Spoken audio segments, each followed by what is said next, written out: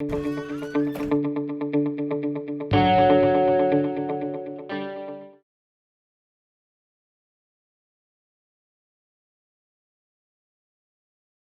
Jean-Claude Saintas, je suis chant poète, écrivain et réalisateur. Je suis natif d'Oujda au Maroc, où j'ai vécu mes 14 premières années dans ce beau pays qui est le mien, puisque j'y suis né.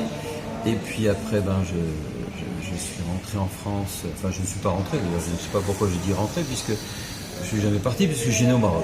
Donc mes parents, eux, ont dû partir en France pour des raisons de travail, et puis je me suis installé en région parisienne, et depuis lors j'habite en région parisienne, dans l'ouest parisien, à côté de Versailles, voilà, dans une forêt, dans un bois, avec mes biches, mes sangliers, voilà, je vis un peu coupé du monde, dans un endroit très beau, et voilà, et j'écris là-bas, dans ce lieu qui m'est cher.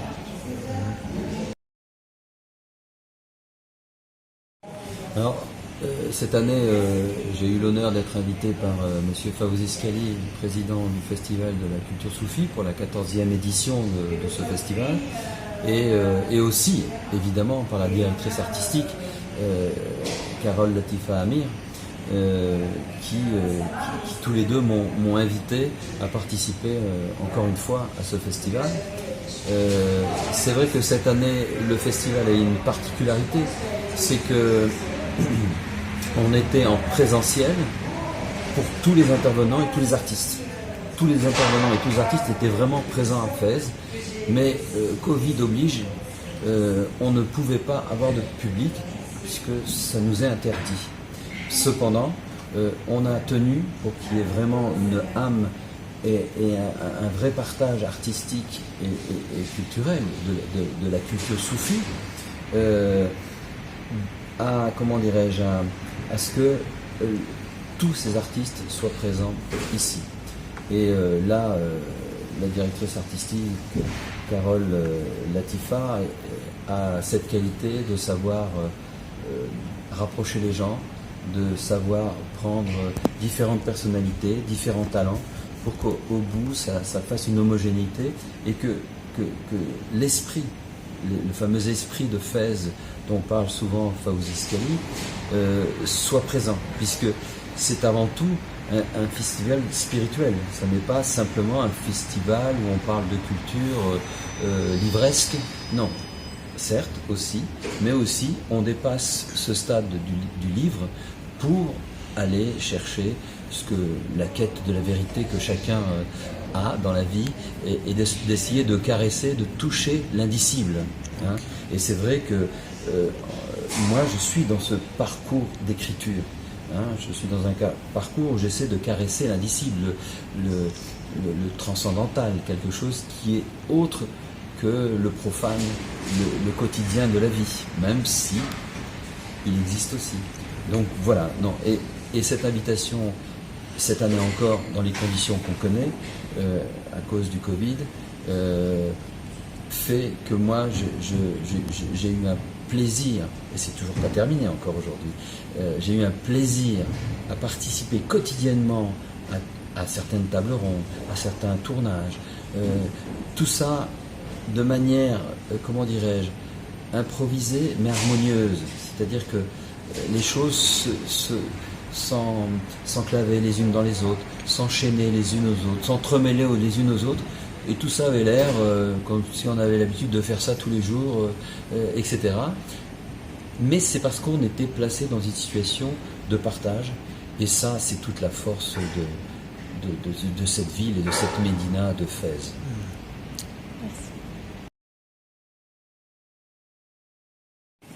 En fait, moi j'ai découvert Fès, surtout sa médina, parce que c'est ça qui me passionne, il y a 25 ans, lors du tout premier festival des musiques sacrées de Fès. Et de ce jour-là, cette ville m'a habité. Moi je suis andalou d'origine, hein, mes grands-parents étaient andalous, donc Fès et la médina, c'est une médina arabo-andalouse, avec tout le passé de l'Espagne qui est venu aussi s'installer ici avec tout le savoir et la connaissance qui existe dans cette médina.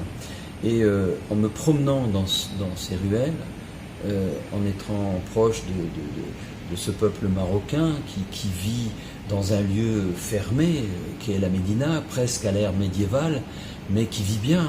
Il y a des règles sociales qui sont très établies, qui fonctionnent bien. Moi, j'ai eu l'impression, en me promenant dans ces Médersa Bouanania, en me promenant devant la Karaouine, en allant dans les Fondouks, en me promenant dans le souk, devant la fontaine des Djarines, toutes ces choses-là, j'ai l'impression que dans une autre vie, j'ai vécu là.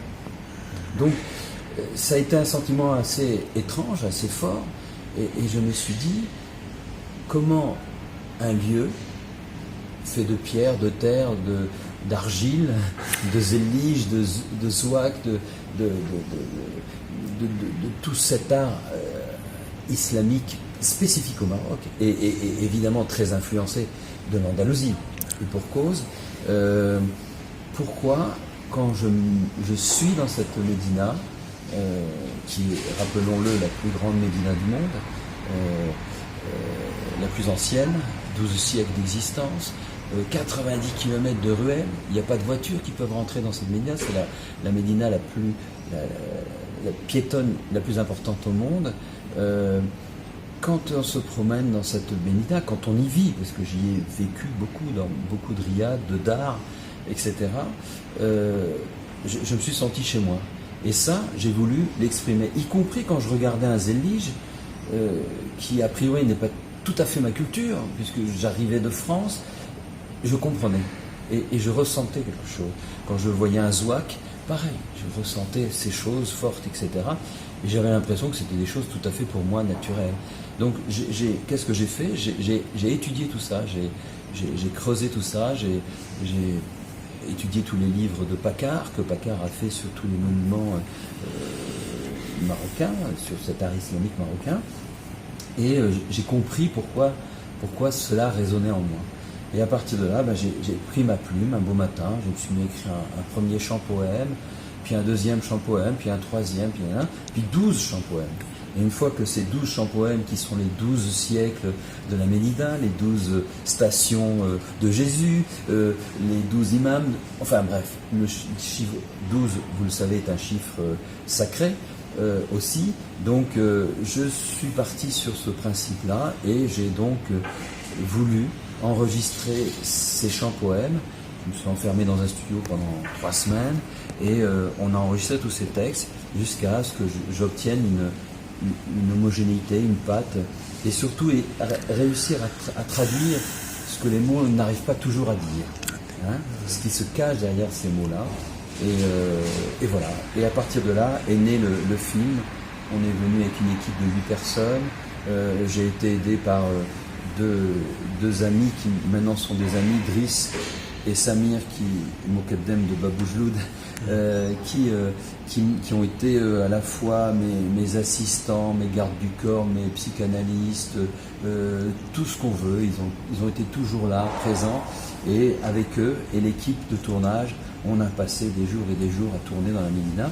Alors ce que je voulais, c'est tourner de manière, pas du tout de manière déguisée. Je ne voulais pas faire le film publicitaire ou des choses comme ça ne m'intéressait pas. Je ne voulais pas prendre le beau Marocain dans sa djellaba ou la belle femme dans sa djellaba. Ça n'a absolument aucun intérêt. Non, on a pris le parti de filmer brut, les choses telles que la vie était dans la Médina. Vous voyez ce que je veux dire? On n'a pas cherché à faire du beau pour faire du beau, hein. Et donc, c'est ce qui compte dans ce film, c'est que ma voix est en off, mes chants-poèmes sont off, et les images brutes de décoffrage viennent accompagner, et non pas illustrer la voix, viennent accompagner la voix. Et ça, c'est un travail de 4 ans, 2500 rushs, qui ont permis d'arriver à ce film, c'est-à-dire qu'en dehors du beau livre en 4 langues, français, anglais, arabe, espagnol, on a également fait un film qui maintenant est sous-titré en anglais d'ailleurs et qui existe sous une forme DVD pour que les personnes qui ne peuvent plus trouver le livre, le beau livre, puissent au moins se procurer le film. Si tu veux le fichier DVD, enfin, ce qu'on peut faire, c'est ça. Si tu veux le faire, tu peux faire.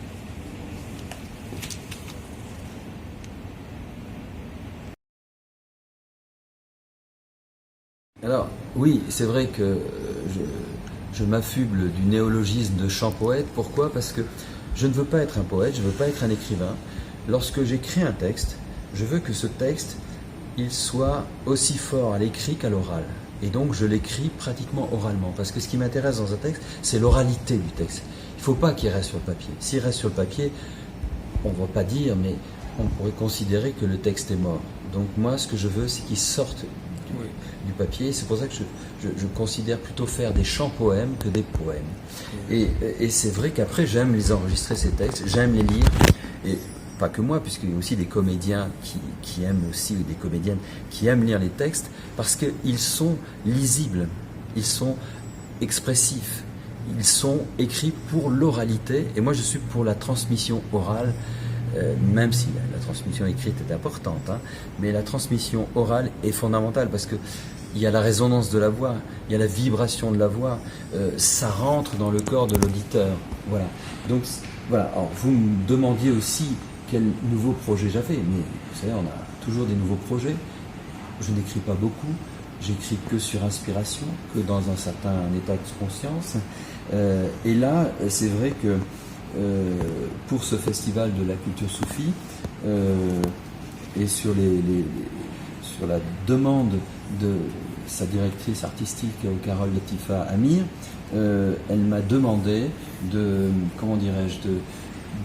donner en exclusivité pour le festival un morceau de mon prochain ouvrage qui s'appelle De pierre et d'eau. De pierre et d'eau est un conte, le sous-titre d'ailleurs c'est le cantique du sage. C'est donc un sage qui s'adresse à un enfant et qui est un peu mon petit prince à moi, qui lui raconte ce que peut être la lecture de la spiritualité, comment un enfant peut l'apercevoir, etc. Donc ça, c'était quelque chose qui me tenait à cœur. Le titre de Pierre et d'eau, nous sommes fabriqués et nous sommes faits de pierre et d'eau. Voilà. Et donc, lors du festival de cette année, il se trouve qu'il y avait un moment qui était consacré à la spiritualité et l'enfant, justement. Et à ce moment-là, j'ai lu mon poème sur Rose.